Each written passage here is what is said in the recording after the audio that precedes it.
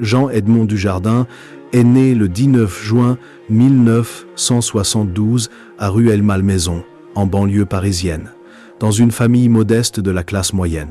Son père, Jacques Dujardin, était ingénieur des ponts et chaussées et sa mère, Nicole, une employée administrative dévouée. Jean a grandi avec 3 frères et sœurs dans une petite maison où la vie était précaire mais pleine d'amour. Cependant, son enfance n'a pas été entièrement paisible. L'une des plus grandes souffrances de sa vie a été la perte d'un ami d'enfance proche dans un accident de la route alors qu'il n'avait que 16 ans. Cet événement a laissé une profonde empreinte psychologique sur Jean, le poussant à se replier sur lui-même et à s'interroger souvent sur le sens de la vie. Il a un jour confié que, dans les jours qui ont suivi l'accident, il errait souvent seul dans le parc près de chez lui, essayant de surmonter la douleur et le sentiment d'impuissance. Après son service militaire, Jean s'est installé à Paris pour poursuivre ses rêves artistiques, mais ses premières années dans la capitale ont été difficiles. Il a travaillé dans l'entreprise de construction familiale pour joindre les deux bouts, tout en se produisant le soir dans des petits cafés. L'indifférence du public et les refus aux auditions ont laissé Jean dans un profond doute.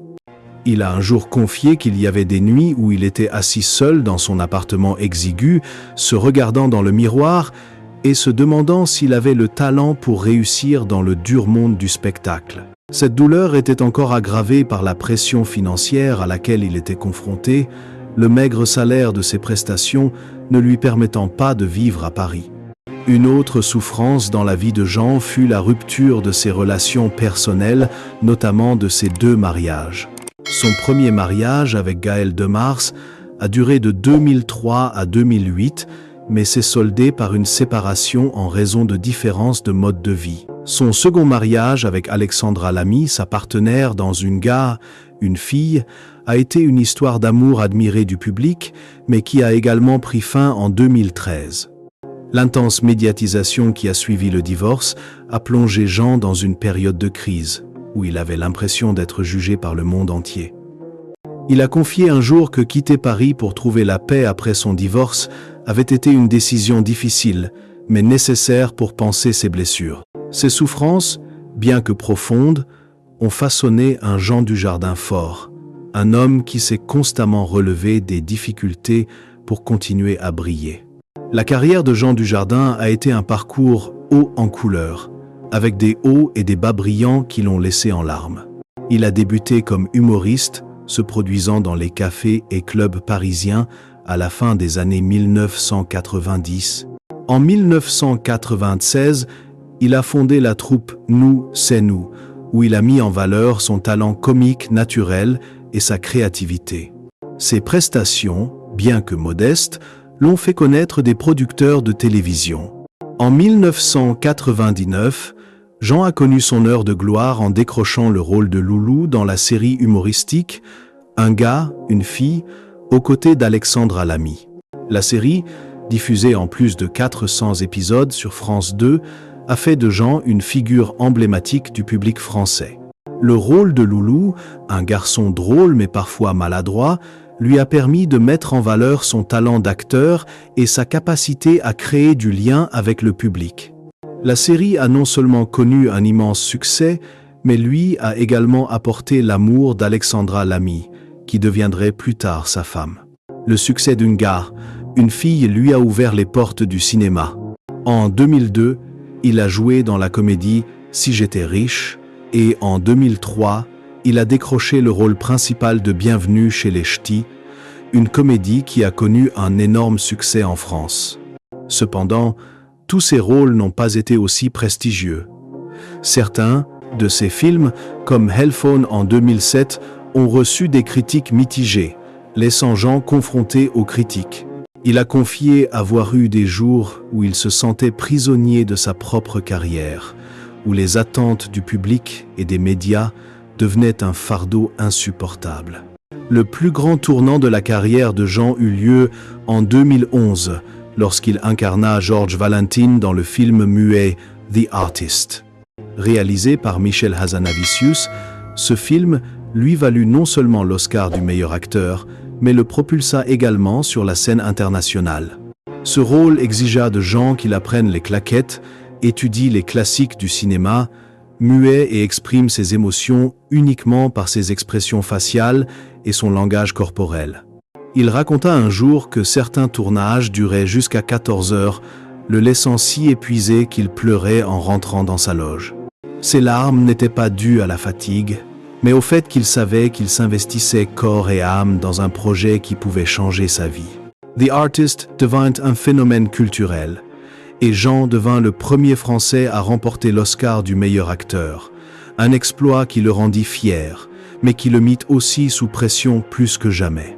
Après The Artist, Jean continua de s'essayer à différents genres, des films d'action comme Le Chant du Loup en 2019, aux comédies comme Le Cerf en 2020. Cependant, tous les projets ne furent pas couronnés de succès. Certains films, comme Monuments Men en 2014, n'ont pas répondu aux attentes du public, ce qui a valu à Jean des critiques pour ses choix de rôle. Il a un jour confié que chaque échec était une leçon, mais il a aussi souvent pleuré, notamment lorsqu'il estimait ne pas avoir répondu aux attentes de ses fans. Les efforts inlassables de Jean, que ce soit dans des rôles comiques ou dramatiques, témoignent de son dévouement à l'art, un parcours riche en émotions et en sacrifices. Jean Dujardin n'a jamais hésité à partager les moments sombres de sa vie personnelle, et l'histoire de ses 2 mariages a toujours retenu l'attention du public. Son premier mariage avec Gaëlle de Mars, de 2003 à 2008, a été difficile.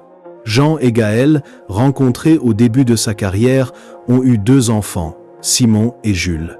Cependant, leur mariage a pris fin en raison de différences de mode de vie et de la pression liée à la notoriété grandissante de Jean. Il a révélé que cette rupture l'avait laissé déprimé, car il avait le sentiment d'avoir échoué en tant que mari et père. Le second mariage de Jean avec Alexandra Lamy, de 2009 à 2013, fut une histoire d'amour admirée du public.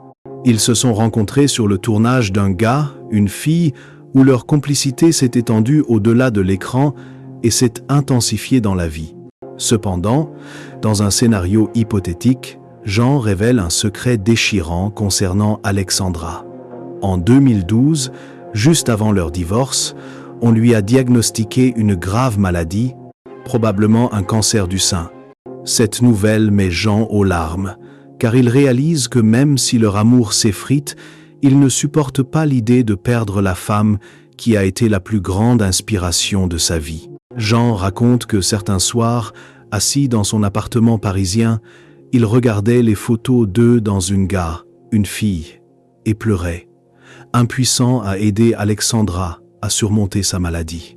Jean confie que la maladie d'Alexandra, malgré les traitements, lui a laissé une profonde douleur.